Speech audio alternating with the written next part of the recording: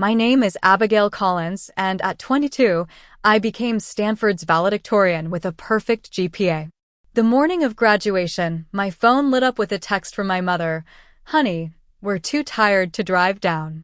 So sorry. 3 hours later, my Instagram feed showed them clinking champagne glasses at Golden Lotus Spa with my sister. I swallowed my tears and straightened my cap. When I reached the podium, I glanced at the live stream camera and said words I never planned. To everyone who didn't show up, "This one's for you."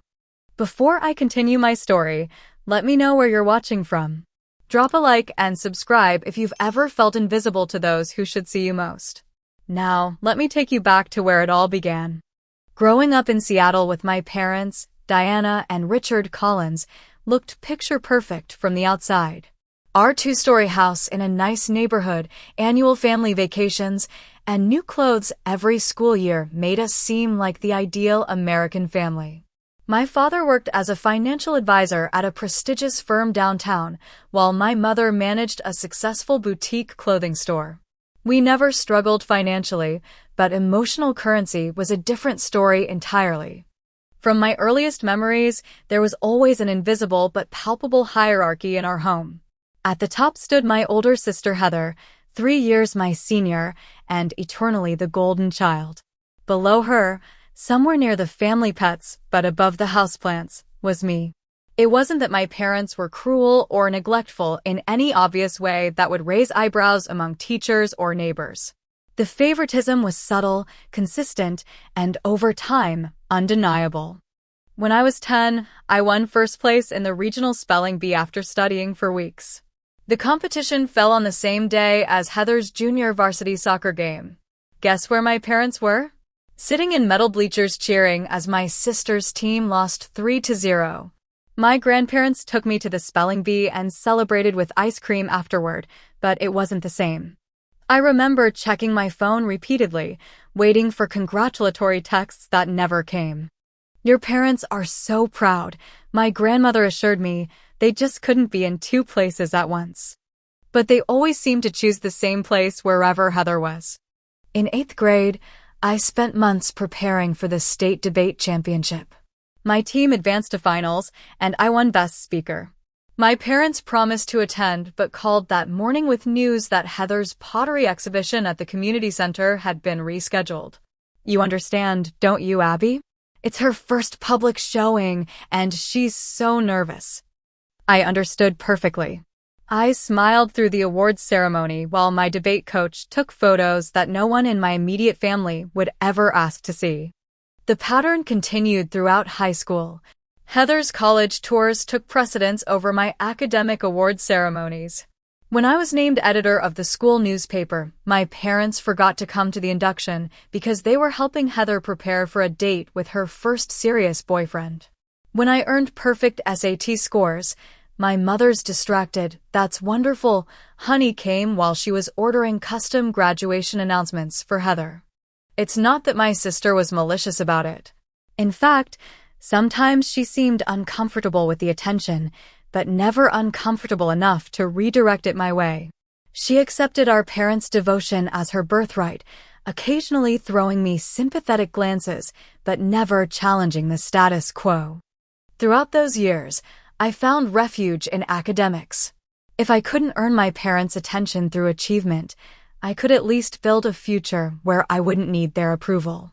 I stayed up late studying, joined every academic club, and formed close bonds with teachers who recognized my potential.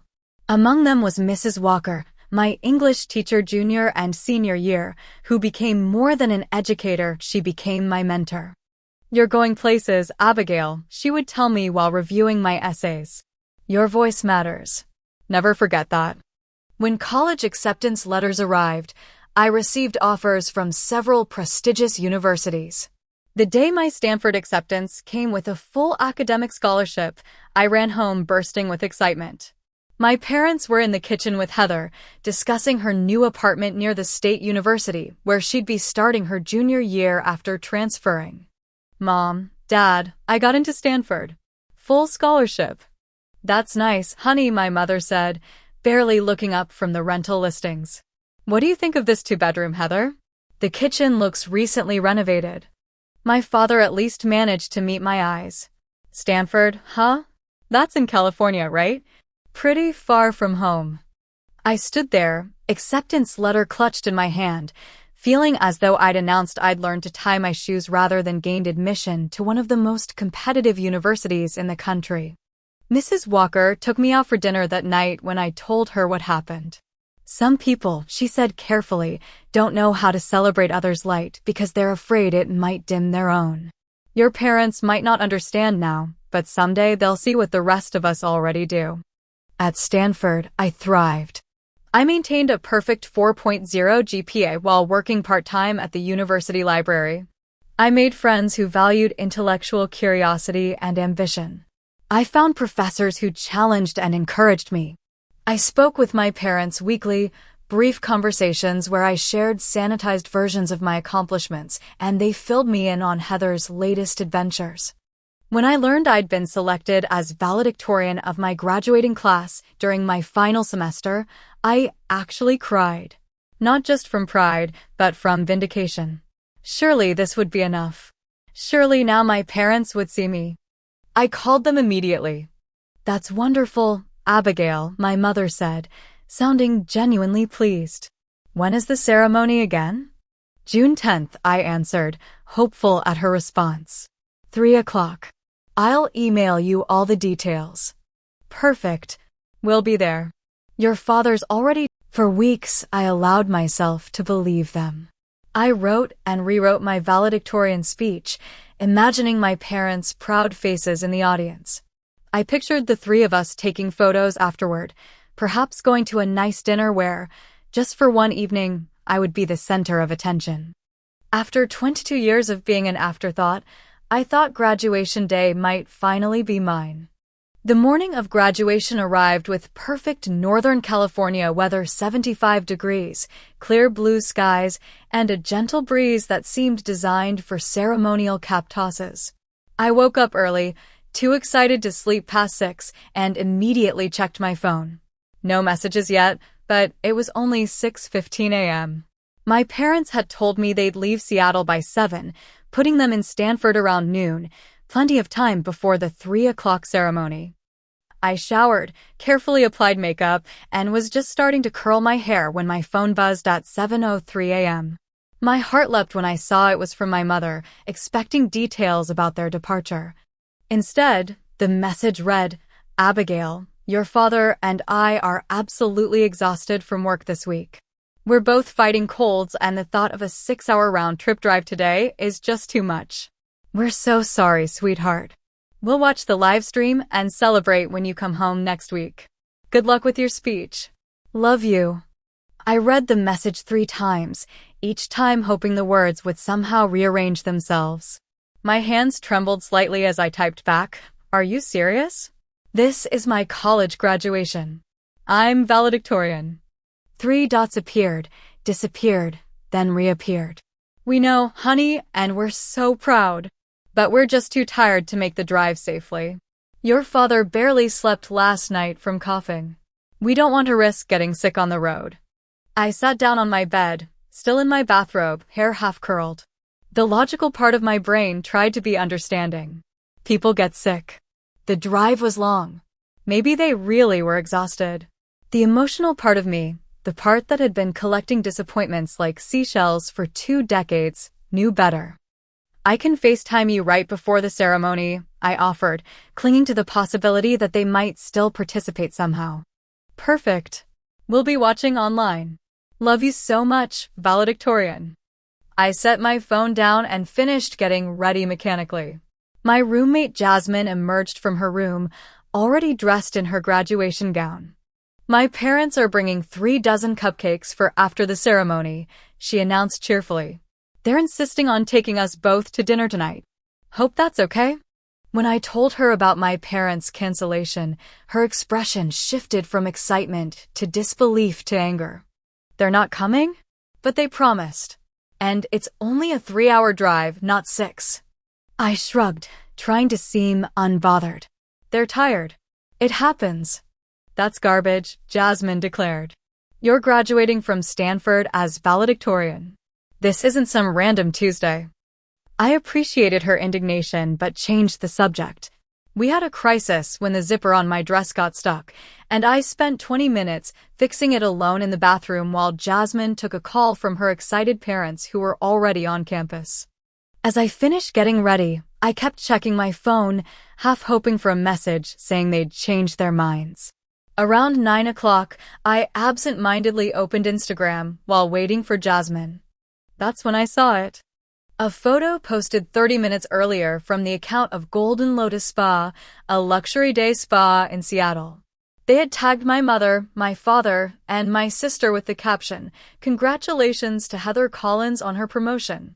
Nothing like a family spa day to celebrate career success. Family love celebration. The photo showed my parents and sister in plush white robes, holding champagne flutes, beaming at the camera from what appeared to be a private relaxation lounge. My father, supposedly barely sleeping from coughing, looked remarkably refreshed. My mother, too exhausted for a drive, was smiling broadly. The timestamp on the post showed 8:30 a.m., barely 90 minutes, after telling me they were too tired to attend my graduation. I felt physically ill. The room seemed to tilt as blood rushed to my face. I sat down hard on the edge of my bed, phone clutched in suddenly sweaty hands. With shaking fingers, I took screenshots, though I don't know why. Maybe as evidence that I wasn't crazy, that this was really happening. I found my sister's Instagram next. She had posted her own version 10 minutes earlier, surprise spa day with the parents to celebrate my promotion. Best family ever. Blessed career milestone. I ran to the bathroom and barely made it before throwing up. Kneeling on the cold tile floor, I alternated between heaving and sobbing. This wasn't a misunderstanding or an unavoidable conflict. This was a deliberate choice, a calculated lie. Jasmine found me there 20 minutes later. "Oh my God, Abby, are you sick? Do we need to call someone?"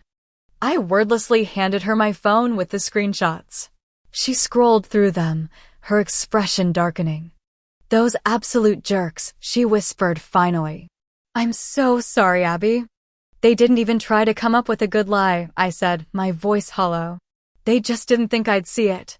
Jasmine helped me up, got me water, and sat with me on the edge of the bathtub. "What do you want to do? We could skip the ceremony. Go to the beach. Get drunk before noon. Just say the word." I considered it for a moment. The thought of putting on a brave face through 3 hours of ceremony seemed impossible. But then I thought about my speech sitting in neat index cards in my purse. I thought about Mrs. Walker, who had flown in specifically to see me graduate. I thought about how many all-nighters, panic attacks, and sacrifices had led to this moment. "No," I said finally, wiping my eyes. "I'm going. I didn't work this hard to miss my own graduation. And I'm still giving that speech." "That's my girl," Jasmine said, squeezing my shoulder. "And afterward, we burned their pictures." I laughed despite myself. Let's start with not answering their calls for a week and see how that feels. We finished getting ready. I reapplied my makeup, erasing all evidence of tears. I practiced my smile in the mirror until it looked almost natural. I silenced my phone and tucked it into my purse. Whatever my family was doing at their spa day, I wouldn't know about it until after graduation. As I pinned my cap in place, I thought about the speech cards in my purse. I had spent weeks crafting those words, careful acknowledgments of family support I hadn't received, grateful mentions of parental sacrifice that hadn't occurred. The very first line thanked my parents for always being there. I wondered what would happen if I spoke the truth instead. Stanford's main quad transformed into a sea of cardinal red as graduates and families gathered under the warm June sun. Rows of white chairs stretched across the lawn, already filling with proud parents clutching programs and cameras. A stage draped with university banners stood at the front, where soon we would cross to receive our diplomas. Jasmine and I joined the procession of graduates organizing alphabetically. Her parents spotted us and rushed over, enclosing me in a hug that felt both wonderful and painful. "We saved seats for your parents just in case," Mrs. Chen said kindly. Fourth row, right side. Thank you, I replied, knowing those seats would remain empty. That's very thoughtful. As we lined up, I spotted Mrs. Walker in the crowd. She wore a bright blue dress and waved enthusiastically when she caught my eye. She had driven 3 hours from her daughter's house in San Francisco to be here. My high school English teacher had made the effort my parents couldn't. The ceremony began with the traditional processional. Walking in, I scanned the audience reflexively, a habit developed through years of performances and competitions where I'd search for my parents' faces and rarely find them. Today was no different, except that I'd known in advance they wouldn't be there. The empty seats Mrs. Chen had saved seemed to grow larger somehow, more conspicuous with each passing minute. Around me, other graduates waved to family members, blew kisses, made silly faces for photos. I sat with perfect posture, eyes forward, smile fixed in place. The university president welcomed everyone, spoke about achievement and future promise, and introduced various dignitaries. I tried to focus, but found my thoughts continually drifting to that spa photo. Had they planned this in advance? Had my sister known about my graduation and suggested the spa day anyway? Or had my parents simply decided that celebrating her promotion was more important than witnessing my academic culmination? I was startled from these thoughts by someone tapping my shoulder. A student volunteer held out a bouquet of yellow roses. "These were left for you at registration," she whispered, handing me the flowers. The card read, "Proud doesn't begin to cover it. You're extraordinary, Abigail. Love, Taylor." Taylor Watson had been my best friend throughout elementary and middle school before her family moved to Oregon. We still kept in touch sporadically through social media, but I hadn't seen her in person for years. Somehow she had remembered my graduation date and sent flowers. The simple gesture brought fresh tears to my eyes. As the ceremony progressed, and now the dean announced, "It is my distinct pleasure to introduce this year's valedictorian, a student who has maintained a perfect grade point average while contributing significantly to campus literary publications and community outreach programs. Please welcome Abigail Collins." Applause erupted as I made my way to the podium. From the corner of my eye, I could see Jasmine giving me a thumbs up. Mrs. Walker beamed from her seat. I arranged my index cards, took a deep breath, and looked up. The live stream camera faced me directly, its red light indicating it was broadcasting. Somewhere in Seattle, my parents might be watching this feed, champagne glasses still in hand, making a token effort to fulfill their promise to watch online. I looked down at my carefully prepared speech. The first line thanked my loving parents for their unwavering support and sacrifices. I looked back at the camera. To everyone who didn't show up, I said clearly, deviating completely from my script, "This one's for you." A murmur went through the crowd. I could sense the confusion, but I continued. Success isn't just about intelligence or opportunity. Sometimes it's about proving yourself to the empty chairs in your life. I stand here today not because of constant support, but despite its absence. And I've learned something valuable along the way. Your worth isn't determined by who shows up for you. It's determined by how you show up for yourself. The audience had gone completely silent. I could feel thousands of eyes on me, but strangely, I wasn't nervous anymore. To the professors who pushed me when I wanted to give up, to the friends who became family when biology fell short, to the mentors who saw potential I couldn't yet recognize in myself, you are the reason I'm standing here today. And to anyone watching who feels invisible or secondary or forgotten, I see you. Your achievements matter, even when they go uncelebrated by the people who should care most. I spoke about resilience, about finding strength in disappointment, about the power of self-validation. I talked about how success can sometimes be the best response to indifference. I didn't name my parents or sister explicitly, but I didn't need to. The truth rang in every word. As I concluded, the silence held for one breathless moment before erupting into thunderous applause. People rose to their feet. I saw some wiping away tears. Jasmine was standing on her chair, clapping wildly. Mrs. Walker gave me a salute that said everything her words couldn't. The remainder of the ceremony passed in a blur. I accepted my diploma, moved my tassel from right to left, and tossed my cap with everyone else. Throughout it all, I felt strangely light, as though speaking my truth had physically unburdened me.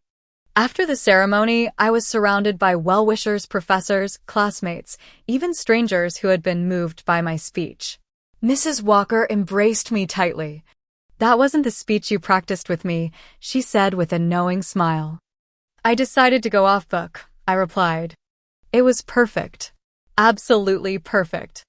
Jasmine's parents insisted on taking dozens of photos, making sure I was included in all their family shots. As we posed, my phone began buzzing repeatedly in my purse. I ignored it. It wasn't until we were walking to the parking lot that I finally checked. 3 missed calls from my mother, 2 from my father, and a text from my sister.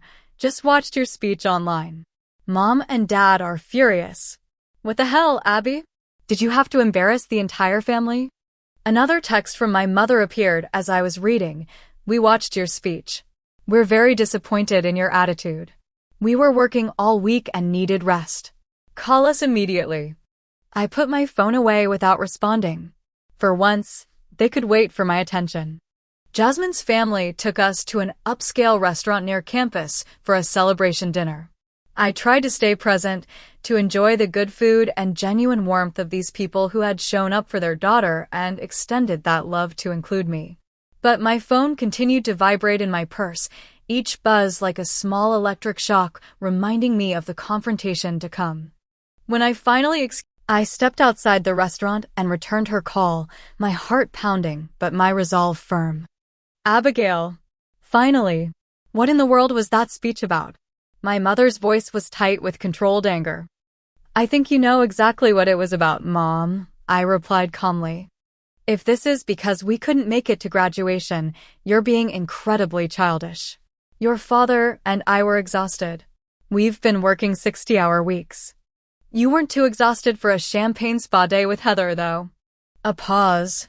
"What are you talking about?" "I saw the Instagram posts, Mom. From Golden Lotus Spa. Posted 30 minutes after you texted me you were too tired to come. The ones with you and Dad and Heather celebrating her promotion with champagne. At 8:30 this morning." Another, longer pause. "You're spying on our social media now?" The audacity of her response almost made me laugh. "It's not spying when it's publicly posted, Mom. You just didn't think I'd see it because you assume I'm as uninterested in your lives as you are in mine. That's completely unfair. We've always supported you." "When? Name one important event of mine you didn't miss for something of Heather's. We can't be everywhere at once, Abigail. And frankly, your attitude today was embarrassing. Do you know how many people probably recognized us from your description? So you're more concerned about how my speech made you look than about how your actions made me feel? That's very telling." I heard my father's voice in the background, then he took the phone. "Abigail, this is ridiculous. We're sorry we missed your graduation, but this tantrum is beneath you. You're making your mother cry." "I'm not having a tantrum, Dad. I'm finally standing up for myself after years of being treated like an afterthought. And I didn't even mention you by name in that speech, so if people figured out who I was talking about, maybe that says something about how obvious your favoritism has been." "This is absurd," he sputtered. "We don't play favorites. Tell that to the empty seats at my debate championships, piano recitals, and now my college graduation. Tell that to the parents who took a 6-hour round trip to celebrate Heather's C+ in freshman biology, but couldn't drive 3 hours to see their younger daughter graduate as valedictorian." The line went quiet. I could hear my mother's muffled sobs in the background. "We're going to talk about this when you come home," my father said finally, his tone suggesting the conversation was over. "I'm not coming home next week," I replied. "I'm starting my new job earlier than planned. I'll let you know when I'm ready to talk again." I ended the call before he could respond. As I stood there, phone in hand, a series of texts came through from Heather. "How could you do this to Mom and Dad? They give you everything. You've always been jealous of me, and now you're trying to make them feel guilty for supporting me. You made Mom cry with your selfish speech. Are you happy now? And finally, I'm at Antonio's near campus. Meet me in the parking lot in 20 minutes if you have any decency left. And everything okay? Jasmine asked quietly as I slid back into my seat. My sister's in town. Wants to meet at Antonio's parking lot in half an hour. Jasmine's eyes widened. Want me to come with you? I shook my head. This is a conversation that's been 20 years in the making. I need to do it alone. After thanking Jasmine's parents profusely for dinner and celebration, I walked the short distance to Antonio's, a popular Italian restaurant where my sister and I had occasionally met during her visits to campus. The sun was just beginning to set, casting long shadows across the parking lot. I spotted Heather immediately, leaning against her silver Audi, arms crossed, face set in a familiar expression of righteous indignation. Well, if it isn't the drama queen of Stanford, she said as I approached. Congratulations on ruining what should have been a happy day for everyone. Happy for whom, exactly? I asked, stopping a few feet away from her. Mom and Dad at the spa? You getting celebrated for the 3rd promotion in 2 years? Certainly not happy for me, graduating with highest honors with no family present. They were tired. They told you that. They lied to me, Heather. And you helped them. Heather's eyes darted away from the screen. The spa day was planned weeks ago. For my promotion. And my graduation date was set months ago. You all knew exactly what you were doing. It's not like that, she insisted, but her voice had lost some of its conviction. Mom and Dad work hard. They deserved a relaxing day. And I deserved to have my family at my graduation, I countered. Just once, I deserved to be the priority. Heather pushed away from her car, pacing a few steps. You've always been like this, always keeping score, always acting like you're so neglected. Do you have any idea how hard it is being your sister? Perfect Abigail with her perfect grades and perfect speech and perfect everything. Perfect? I echoed incredulously. You think my life is perfect? While you got new cars and expensive vacations and constant attention, I was working part-time jobs to cover expenses my full scholarship didn't include.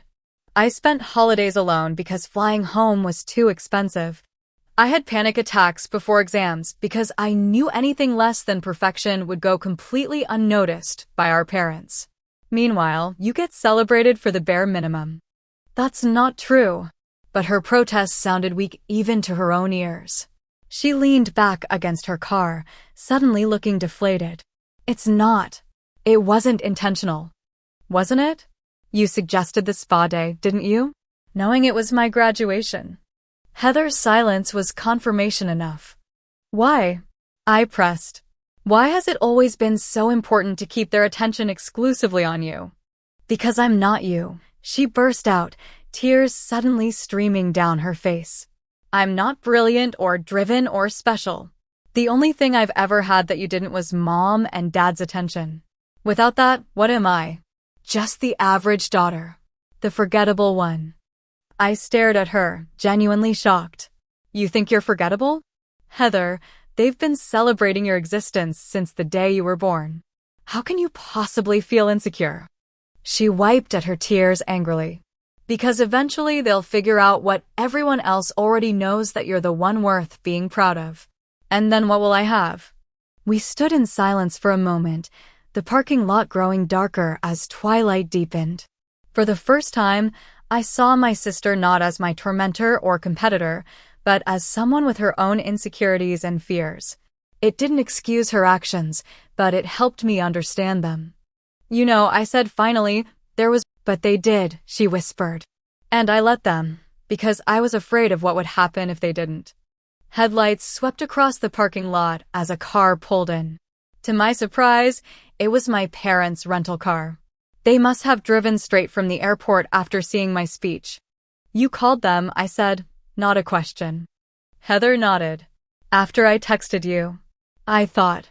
Our parents approached cautiously, as if expecting me to flee. My mother's eyes were red from crying, my father's expression a mixture of frustration and confusion. Abigail, my mother began, we need to talk about what happened today. What happened today, I replied evenly, was the culmination of 22 years of being an afterthought in this family. Today was just the day I finally stopped pretending it wasn't happening. That's completely unfair, my father argued. Financial support isn't the same as emotional support, Dad. You can't just throw money at a child and call it parenting. We attended plenty of your events, my mother insisted. Name 3, I challenged. 3 important events of mine you attended that didn't conflict with something of Heather's. They exchanged glances, clearly struggling. See? You can't. Because whenever there was a choice to be made, you chose her. Every single time. Including today. The spa day was planned weeks ago, my father said defensively. And my graduation date was announced months ago, I countered. You chose a spa day over your daughter's college graduation. Just admit it. To my surprise, Heather spoke up. They're not going to admit it, Abby. They can't see it. She turned to our parents. But I can. We've all been doing this to her for years. And today was just. It was cruel. My parents stared at Heather in shock, clearly not expecting her to take my side. Heather, that's not fair, my mother protested. We've always treated you girls equally. An older couple walking to their car slowed down, obviously noticing our tense family tableau. My father smiled tightly at them until they moved on. Let's not do this in a parking lot, he suggested. Let's go somewhere private and discuss this calmly. No, I said firmly. I'm done having these conversations behind closed doors where you can gaslight me into thinking I'm overreacting. I've spent my entire life trying to earn your attention and approval, and I'm exhausted. From now on, my accomplishments are for me, not for your validation. My mother reached for my arm. Sweetheart, please. We love you. We're proud of you. We made a mistake today, but that doesn't erase everything else. It's not just today, Mom. It's a pattern that's defined my entire life. And until you can acknowledge that, we don't have anything else to discuss. I turned to leave, then paused and looked back at my sister. Despite everything, congratulations on your promotion, Heather. I hope it brings you what you're looking for. As I walked away, I heard my sister's voice behind me. She's right, you know. About all of it. And if you can't see that, you're going to lose her for good. For the first time in my life, Heather was fighting for me instead of against me. It wasn't enough to heal 22 years of hurt, but it was something. A beginning, perhaps. The week following graduation unfolded in a haze of emotional whiplash. I moved my belongings from the campus apartment to a small studio in Palo Alto, preparing to start my editorial assistant position at Horizon Publishing. The job had been secured months earlier, but recent events had accelerated my timeline. I needed space from my family, physical and emotional. My phone remained largely silent from my parents. After our parking lot confrontation, they had returned to Seattle without further attempts at reconciliation. I wondered if they were giving me space or simply relieved to retreat from the uncomfortable truth I'd forced them to confront. Jasmine helped me move, her steady presence a balm for my raw emotions. You know, she observed as we arranged furniture in my new apartment, I've never seen you stand up to them like that before. It was like watching a butterfly emerge from a cocoon. A very angry butterfly, I noted, attempting humor despite the lingering ache in my chest. Rightfully so. Taylor, my childhood friend who had sent the graduation flowers, called from Oregon after seeing clips of my speech online. When did you become such a badass? She laughed. Little Abby Collins, telling it like it is to thousands of people. What do you mean online? I asked, confused. Oh honey, your speech went mini viral. Someone clipped the "this one's for you" part, and it's all over social media. Last I checked it had like 80,000 views. I nearly dropped my phone. You're kidding. Nope. Check Twitter. Hashtag "this one's for you" is trending in some circles. Lots of people relating to your message about showing up for yourself when others don't. I hadn't considered that my personal moment of truth might resonate beyond the graduation ceremony. The thought was both terrifying and strangely validating. Mrs. Walker called later that week. "I've been thinking about your speech," she said after we exchanged pleasantries. "Not just what you said, but what it must have cost you to say it." "Less than it cost to stay silent all these years," I admitted. "That's often the case," she agreed. "The price of our silence is usually higher than the price of our truth." "I'm proud of you, Abigail. Not just for your academic achievements, but for finding your voice." On Thursday morning, 5 days after graduation, I received my first communication from Heather since the parking lot. A simple text. "Coffee tomorrow? Just us." We met at a quiet cafe near my new apartment. She looked different, somehow less polished, more authentic. Her designer handbag and perfect manicure remained, but gone was the superior air she typically wore around me. "I've been thinking about what you said," she began after we'd settled with our drinks. "About them choosing me every time. I never saw it that way before." "How did you see it?" I asked, genuinely curious. She stirred her latte slowly. I guess I thought I needed them more than you did. You were always so capable, so self-sufficient. Getting scholarships, winning awards, impressing everyone. I felt like I needed their support just to be adequate. I wasn't self-sufficient by choice, Heather. I became that way because I had to. She nodded, eyes downcast. "I know that now. And I'm sorry I never stood up for you. I think part of me was afraid that if they started paying attention to you, they'd realize how much more you deserved it." It was a painful admission, but an honest one. For the first time, we were having a conversation as adults rather than as competitors in a game I'd never wanted to play. "I've started therapy," she said suddenly. After the parking lot, I realized I don't like who I've become in this family dynamic. The admission surprised me. Heather had always seemed perfectly content with her position as the golden child. That's really great," I said sincerely. "Mom and Dad don't know. They still think therapy is for weak people." She made air quotes with her fingers. "Just another way they're stuck in the past." We talked. The following day, I received an email from my father.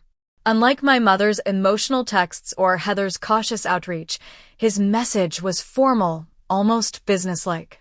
"Abigail, I've been reflecting on our conversation after graduation. While I believe there have been misunderstandings and misperceptions on both sides, I acknowledge that your feelings are valid from your perspective. I regret that we missed your graduation. It was poor judgment on our part. I've transferred funds to your account to help with your apartment and new job expenses. Please let us know when you might be ready to speak again. Dad." No explicit acknowledgement of the pattern I'd named. No real apology for years of favoritism. Just a grudging admission that missing graduation was poor judgment and money as a substitute for emotional reckoning. It was so typically my father that I nearly laughed through my disappointment. My mother took a different approach. A package arrived at my new apartment containing a cashmere sweater, gourmet chocolates, and a card that read, "So proud of our valedictorian. Let's put this behind us and celebrate when you're ready. Love, Mom." No acknowledgement. No apology. Just gifts and an invitation to resume our regular programming as if nothing had happened. I placed the sweater in my closet, shared the chocolates with neighbors, and didn't respond to either parent. I wasn't being petty or punitive, I simply didn't know what to say. How do you respond when someone offers you everything except the one thing you've asked for? Recognition of the truth. In the absence of family resolution, I threw myself into building my new life. I started my job at Horizon Publishing, where my first assignment was editing a memoir about family estrangement and irony not lost on me. I found a therapist who specialized in family dynamics and began the painful process of unpacking decades of subtle neglect. "What you're describing," Dr. Laura said during our second session, "is a form of emotional neglect that often goes unrecognized because it happens in otherwise functional families. There was food on the table, a roof over your head, even opportunities provided. But the essential nutrient of parental attention was systematically directed elsewhere. "So I'm not crazy," I said, half joking. "Far from it," she assured me. "Your perception is actually quite accurate. The question now is how to move forward without letting this pattern define your adult relationships." I began attending a support group for adult children of emotionally unavailable parents. Hearing others share similar experiences helped normalize my own. I wasn't alone in this struggle, nor was I overreacting. 3 weeks after graduation, I received another text from Heather, parents asking when you're coming home for a visit. I told them they should come to you first. They didn't like that. I smiled at my sister's small act of alliance. "Thank you for that," I replied. "I'm not ready yet." "I know," she texted back. Neither would I be. 6 months after graduation, autumn had transformed Palo Alto with golden light and crisp mornings. My tiny studio apartment now felt like home, decorated with secondhand furniture and prints from local artists. At Horizon Publishing, I'd been promoted from editorial assistant to associate editor after successfully managing a challenging memoir project. My social circle had expanded to include colleagues, neighbors, and friends from a local writing workshop. My phone rang one evening as I was preparing dinner. Seeing my mother's name on the screen, I hesitated before answering. Our communication had been sparse since graduation, occasional texts, brief calls on my birthday and hers, but nothing substantial. "Abigail?" "It's Mom." "Hi, Mom. Everything okay?" "Yes, fine. I'm calling about Thanksgiving. We were hoping you'd come home this year. It's been so long since we've all been together." I stirred the pasta sauce simmering on my stove, buying time to consider my response. "I'm not sure that's a good idea right now." "Sweetheart, it's been 6 months. Don't you think it's time we moved past this?" There it was again, the assumption that my feelings were a temporary inconvenience rather than a legitimate response to years of family dynamics. "It's not about moving past anything, Mom. It's about whether anything has actually changed." She sighed audibly. "What do you want from us, Abigail? We've apologized. We've given you space. We miss you." "Have you apologized, though? Really? For the pattern, not just for missing graduation?" The line went quiet for a moment. "We've done the best we could as parents," she said finally. "If it wasn't perfect, I'm sorry. But dwelling on the past won't change anything." I closed my eyes, gathering patience. "I'm not dwelling, Mom. I'm asking for acknowledgement so we can build something healthier going forward." After some negotiation, we reached a compromise. I would come for Thanksgiving dinner only, not the entire weekend as she'd initially wanted. I would bring Jasmine as moral support. We would try, all of us, to communicate more openly. In the weeks leading up to Thanksgiving, I worked with my therapist to prepare emotionally for the visit. We role-played potential conversations, established boundaries, and developed strategies for managing my expectations. "Remember," Dr. Laura advised, "you can't control how they respond, only how you show up. Your goal isn't to make them see everything your way, but to remain true to yourself regardless of their reactions." The night before my flight to Seattle, Heather called. Our relationship had been gradually improving through regular calls and texts. She wasn't yet the sister I'd always wanted, but she was becoming someone I could actually talk to. "Just a heads up," she said without preamble. "Mom's redecorated the guest room for you. New everything. And she's making all your favorite foods." Let me guess, her way of smoothing things over without actually discussing them? Bingo. "And Dad's strategy is to ask about your job nonstop, so there's no room for uncomfortable topics." I laughed despite my anxiety. "Thanks for the intelligence report. Any other surveillance to share?" "They've been arguing about how to handle you. Mom wants to pretend nothing happened. Dad wants to have one serious talk, and then declare the matter closed forever." "And what do you want?" I asked. A pause. "I want us to be a real family for once. Not whatever performance we've been doing all these years." It was the most honest thing my sister had ever said to me. Thanksgiving Day arrived cold and rainy in Seattle. Jasmine and I took a rideshare from the airport to my parents' house, where the porch light glowed welcomingly against the gray afternoon. My mother opened the door before we could knock. Abigail. She embraced me tightly, as if physical affection could bridge the emotional distance between us. And Jasmine. So wonderful to see you both. Come in, come in. The house smelled of roasting turkey and cinnamon, exactly as it had every Thanksgiving of my childhood. My father emerged from his study, offering a stiff handshake to Jasmine and an awkward side hug to me. The publishing industry treating you well? He asked immediately, true to Heather's prediction. It is, I replied. We just acquired a memoir that's generating a lot of buzz. Excellent, excellent. Always knew you had a good head for business. Heather arrived last, giving me a knowing look as she hung up her coat. Traffic was insane, she announced. I need wine before anyone asks me a single question. Dinner proceeded with a veneer of normalcy. My mother had indeed prepared all my childhood favorites: sweet potato casserole with extra marshmallows, cranberry sauce with orange zest, buttery Parker house rolls. We discussed safe topics: the weather, local news, Jasmine's graduate school applications. Everyone seemed determined to maintain the holiday peace. It wasn't until dessert that the I think we should address the elephant in the room, he announced. Abigail's graduation speech and the disagreement that followed. My mother shot him a warning look. Richard, we agreed to enjoy the holiday first. It's fine, I said, setting down my fork. Jasmine squeezed my hand under the table, a silent show of support. I've given this a lot of thought, my father continued, and while I understand you felt overlooked at times, I think you need to recognize that parenting isn't a perfect science. We did our best with both of you girls. Your best involved consistently prioritizing one child over the other, I pointed out calmly. That's not fair, my mother interjected. We attended plenty of your events. Like what? I challenged.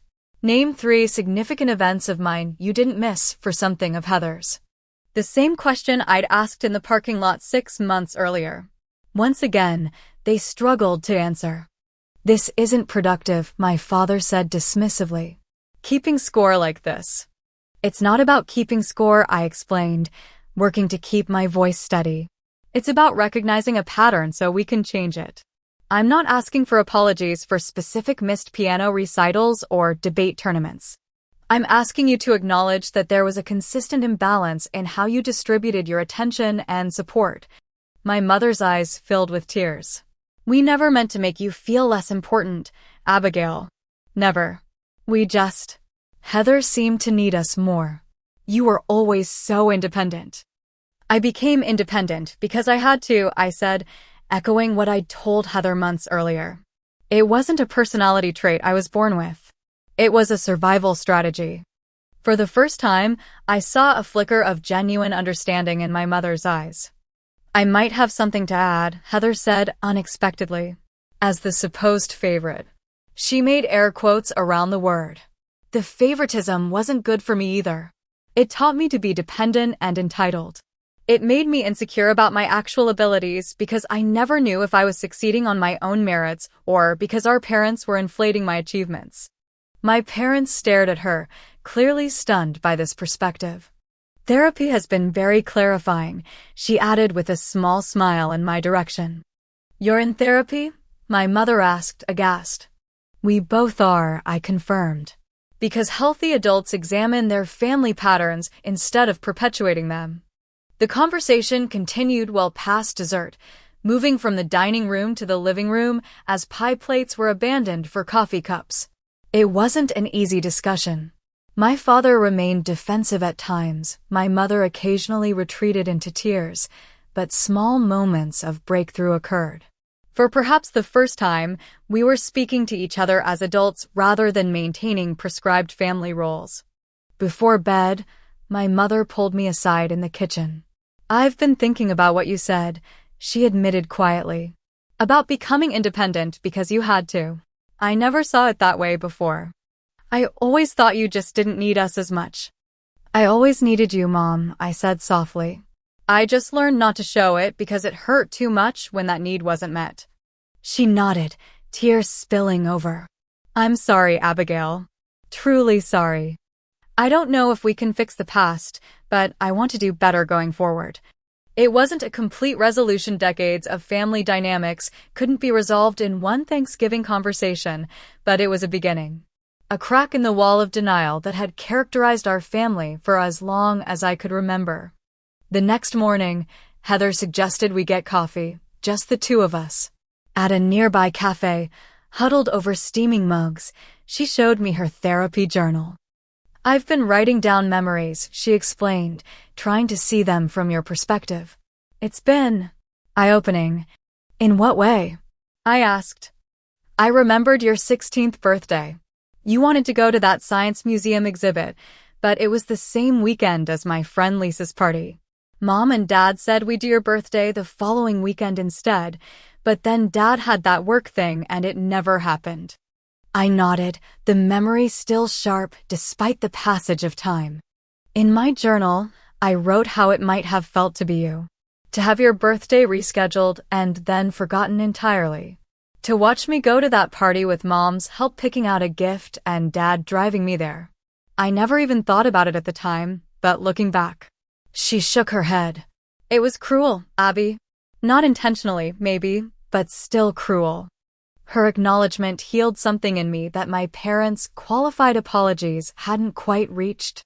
As Christmas approached, my parents suggested visiting me in California instead of expecting me to return to Seattle. We'd like to see your new life, my mother explained over the phone, if that's okay with you. I agreed to a day visit rather than having them stay in my tiny studio. When they arrived, I watched them take in my modest apartment, my work materials spread across the dining table, the photos of friends on my refrigerator. It's small, my father commented, but nice. Very you. Coming from him, it was almost a compliment. My mother brought a gift, not another expensive sweater or jewelry I wouldn't wear, but a framed photo of me at age 8, winning my first spelling bee. I found this in the attic, she explained. I thought you might like to have it. It was the first time she'd acknowledged one of my early achievements without diminishing it or comparing it to Heather's. A small gesture, but significant. During their visit, my father asked about my work with genuine interest rather than perfunctory politeness. My mother mentioned she'd started reading the books I'd recommended months earlier. Small steps, all of them, but in the right direction. As we said goodbye, my mother hugged me tightly. I'm proud of you, Abigail, she whispered. Not just for your achievements, but for who you are. For your strength and your heart. I should have told you that more often. It wasn't everything I'd ever wanted to hear, but in that moment, it was enough. 1 year after graduation, I stood in front of my bathroom mirror adjusting a new blazer. Horizon Publishing had promoted me to full editor with my own list of authors, and today I was presenting our upcoming catalog at a major industry conference. At 23, I was the youngest editor to hold the position, a fact that both terrified and exhilarated me. My phone buzzed with a text from Heather. Knock, I'm dead today, sis. Call me after to tell me how it went. Over the past year, our relationship had evolved into something I'd never thought possible, a genuine friendship. We spoke weekly, sharing career challenges, dating disasters, and ongoing family dynamics with the honesty that would have been unimaginable before the graduation confrontation. My relationship with my parents had improved as well, though progress came in fits and starts rather than dramatic transformation. There were still difficult conversations, moments of backsliding into old patterns, occasions when I needed to reinforce boundaries. But there were also new experiences of being seen and valued in ways I'd craved throughout childhood. 3 months earlier, my mother had flown to California when I caught a severe flu, staying in a nearby hotel and bringing homemade soup to my apartment daily. My father had consulted me about investment strategies for my modest savings, treating my questions with respect rather than condescension. They weren't perfect parents, but they were really trying to be better ones. As I prepared for my presentation, I reflected on the journey of the past year. The graduation speech that had seemed so momentous at the time now felt like just one necessary step in a longer process of growth and healing. Speaking my truth had been cathartic, but the real work had come afterward: the countless conversations, the therapy sessions, the painful excavation of family patterns. I'd also discovered that forgiveness isn't a single decision but a practice, something I had to choose daily. Some days it came easily, other days the old resentments flared. But with each passing month, the sharp edges of hurt dulled just a little more. Perhaps most importantly, I'd learned that family relationships could be renegotiated in adulthood. The dynamics established in childhood weren't immutable fate.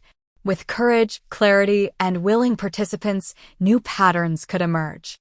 Not everyone in my support group had experienced the same tentative reconciliation. Some had needed to maintain distance from toxic family members. Others had found closure without reconnection. There was no universal template for healing family wounds, only the individual path each person needed to walk. My path had led me here to a life built on my own terms, with relationships based on mutual respect rather than obligation. To professional success that felt meaningful because it came from genuine passion rather than the need to prove my worth. To a sense of self that no longer hinged on external validation. After my presentation, which went remarkably well despite my nerves, I called Heather as promised. They loved it, I told her, describing the positive feedback from publishers and booksellers. Of course they did, she replied. You're brilliant at what you do. Coming from the sister who had once dismissed my achievements with casual indifference, the simple affirmation meant more than she could know. Later that evening, I received an email from my father with the subject line, Anniversary. Opening it, I found a brief message. Abigail. Your mother reminded me that today marks 1 year since your graduation. I've been thinking about how much has changed since then. Not all of it has been easy, but I believe we're in a better place as a family. I want you to know I'm proud of you not just for your professional accomplishments, which are impressive, but for having the courage to speak up when it would have been easier to stay silent. It's taken me too long to see what was right in front of me all along. Love. Dad. It wasn't a perfect apology or a complete acknowledgement, but it was sincere and, from my emotionally reserved father, it was significant progress. As I reflect on the journey from that graduation day to now, I realize that standing up for yourself isn't a single moment of courage, but a continuous practice. It's about recognizing your worth even when others don't. It's about setting boundaries without apology. It's about understanding that some people may never give you what you need and learning to find that validation within yourself. For anyone watching who feels unseen or undervalued in their own family, please know this: you matter. Your achievements deserve celebration. Your pain deserves acknowledgement. And if the people who should see you don't, that reflects their limitations, not your worth. Sometimes the bravest thing we can do is speak our truth, even when our voice shakes. Sometimes the most powerful act of self-love is walking away from situations that diminish us. And sometimes, though not always, speaking that truth creates space for genuine change and healing. My graduation speech wasn't just for those who didn't show up. It was for me, for the child who had swallowed her disappointment year after year, for the teenager who achieved excellence hoping it might finally be enough, for the young woman who had nearly convinced herself that her feelings didn't matter. 1 year later, I can say with confidence, I matter. My feelings matter. My truth matters. And so do yours. Have you ever had to stand up for yourself with family members? What gave you the courage to speak your truth? Share your experiences in the comments below. If this story resonated with you, please like and subscribe to hear more journeys of healing and self-discovery. And remember, sometimes the most powerful words you'll ever speak are, "This one's for me." Thank you for listening, and may you find the strength to honor your own worth, especially when others don't.